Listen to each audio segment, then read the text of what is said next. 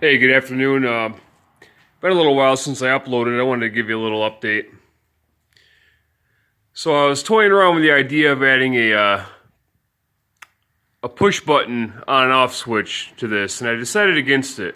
And the reason is this is cast iron. This piece is cast, and I'm not sure if it's a Delta product or not, but I'm just gonna keep this. So for the time being, I added new wiring. The old wiring was super corroded, so I added a new power cord, very long one at that, and rewired the drill press for now. Obviously, my plans are to clean up the whole thing, and that's going to be coming up here soon, as soon as I get a chance. Been super busy. A friend of a friend owns, it's a Robbins and Meyers fan from the 1930s, and she was looking for somebody to kind of clean it up. She was worried about the wiring, so I was the man for the job. So the piece has been completely taken apart. Most of the components, for the motor are down there. Here's the badge for it. I guess it's from the 30s. It's a nice piece. I don't know how to add before pictures, but I do have this kind of snaps on the front. It's kind of neat. But this was all painted over. It was like this real thick white paint that just kind of came off in chunks. But anyways,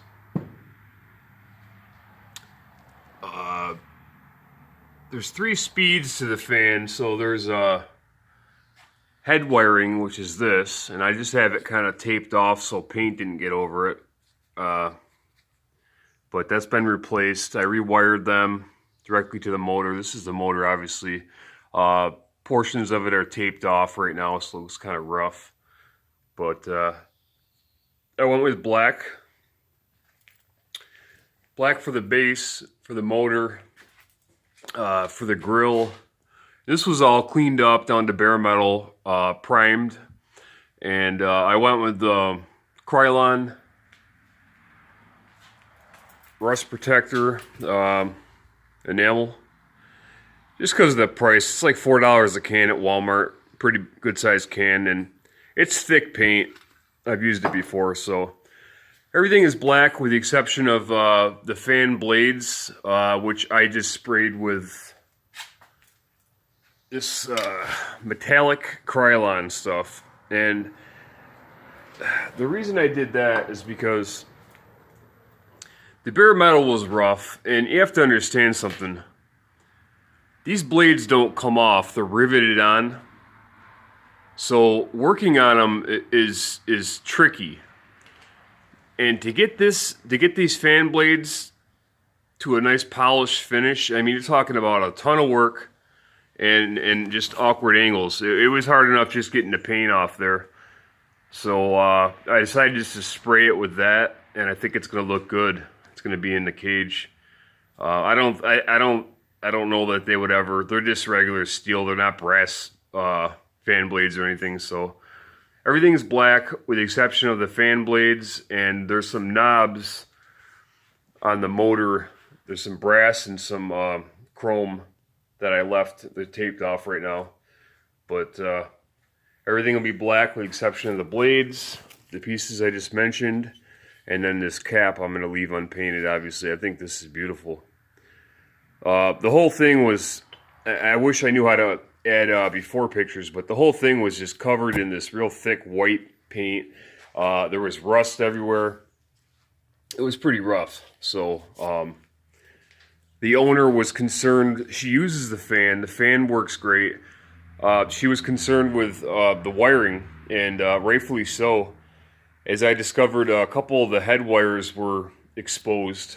So I soldered in all new wiring, so it's good to go. And what I did was, this is the base, right? And it just sits on this little plate. And there was like this piece of felt on the bottom, and that was the only thing on the bottom, and that just, this part here just sits on whatever surface you want it on.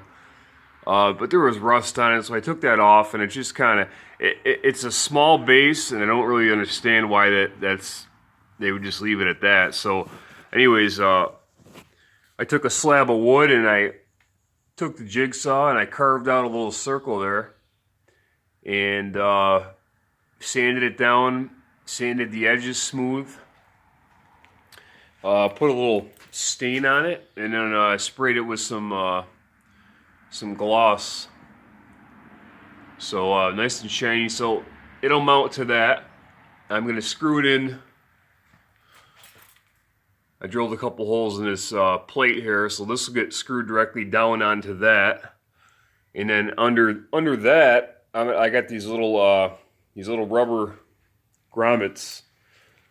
I got a bunch of them, but I'm going to screw 4 of these in or so, and so it'll sit on these little rubber tabs, so it won't slide around. It'll be nice and kind of snug. So I think it's going to look good all put together on the wooden base, and I'll make sure to record a video of it when it's done. But right now I just have to assemble it and call it a day. I just sprayed that, so that's got to dry, but I'm off to work here in a minute, so it'll have plenty of time to dry. But beautiful fan, you know. I wish I owned this.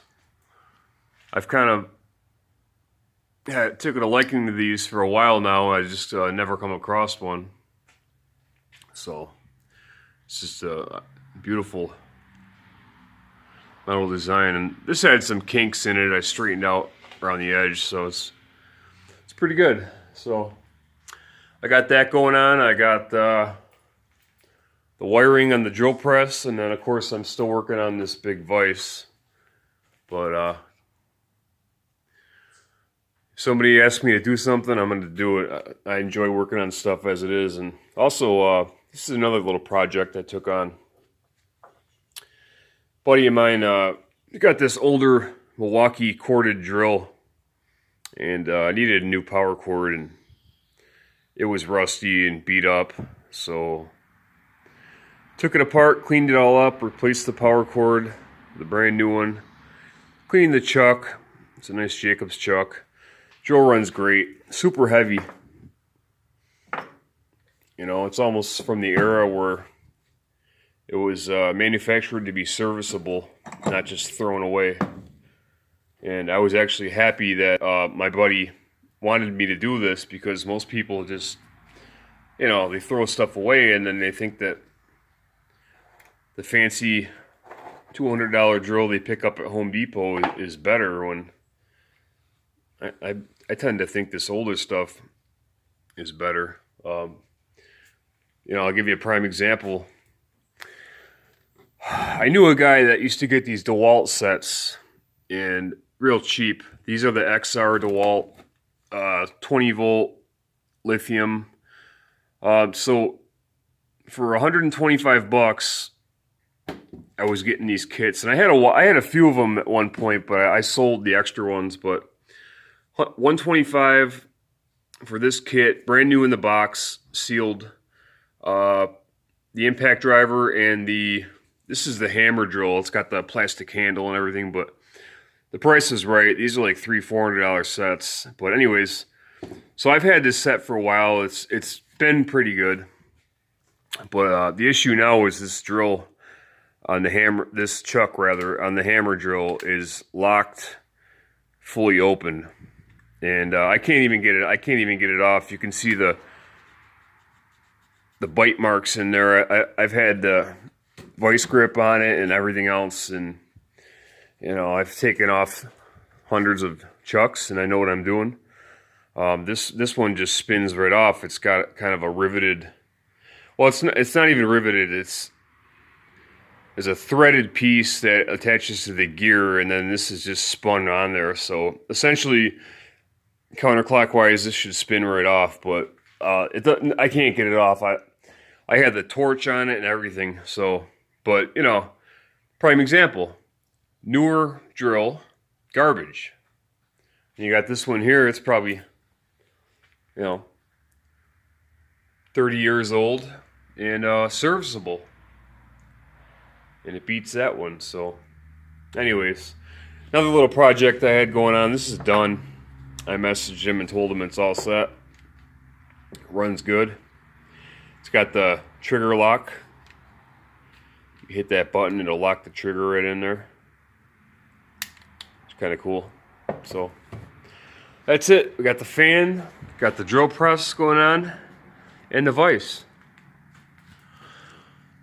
Stay tuned for the fan video. I'm shooting to have this thing put together and ready to roll Monday, tomorrow. So stay tuned for that. And thanks again as always. Appreciate you. Take care. Have a good night.